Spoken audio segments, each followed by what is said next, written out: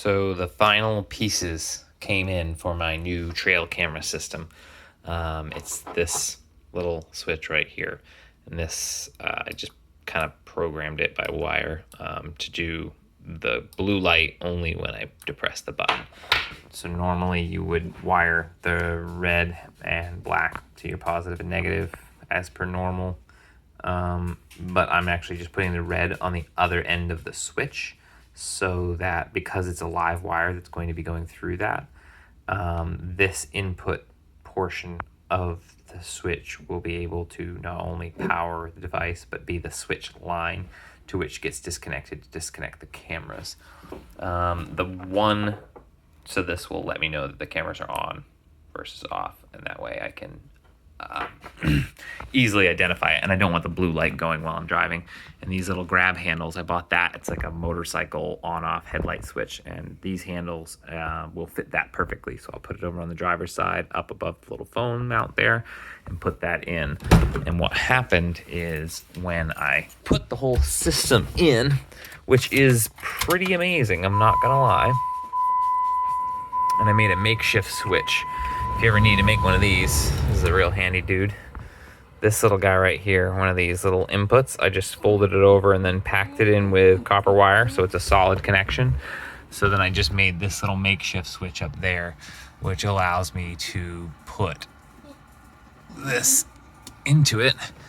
And then if I go hit the TV button, I now have 4 cameras in the Jeep. That one's the backup camera, and then I have controls on the steering wheel, so that lets me cycle through cameras. There's the underneath one, there's the over tire for the passengers, there's the underneath again, and then I can also use the blinkers at any time. And it should actually, well, I'm in TV mode, it won't. I lied. While I'm in this mode, it's just lets me do this function. This is that Lockpick Pro. The dogs are super jealous that I'm in the Jeep without them. So this not only adds TV to the end here, which if I go to list, it shows me all the functions. There's all your different cameras, your front camera, which is my underneath facing one. Then I have the right and left and rear, and I'm actually going to get a 5th one, which will be under a different kind of menu option for this altogether.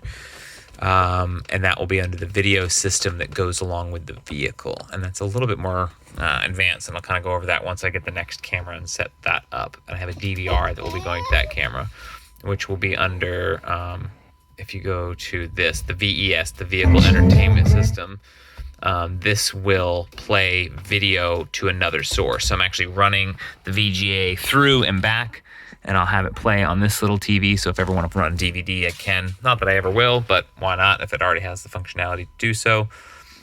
So for now, that switch is only there because the activation of those cameras happens not only when I use the turn signals, which I've chosen to do so that I can see easily, over the tire that I'm using. You can see the blinker happening in the garage and on the screen. You can see the tire. You can see the tire move if I wiggled it.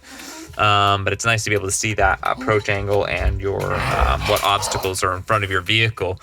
But the trick is the cameras that I chose for my variant of this setup are all LED cameras.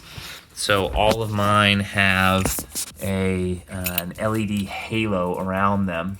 It's a little bit difficult to see, but I might have a light on me here to make that a little bit better. Yeah, you can see the halo of LEDs. And the trick is the power to these cameras never turns off. So if you do wire it this way, that's the only way, is if you switch it to keep it kind of street legal, because you obviously can't have some kind of underglow, and I don't really need it, nor do I want that attention to my Jeep. So I'll kind of manually shut off those cameras, which I've isolated out of the harness. And that will be done with this little switch. So the next video will be with that.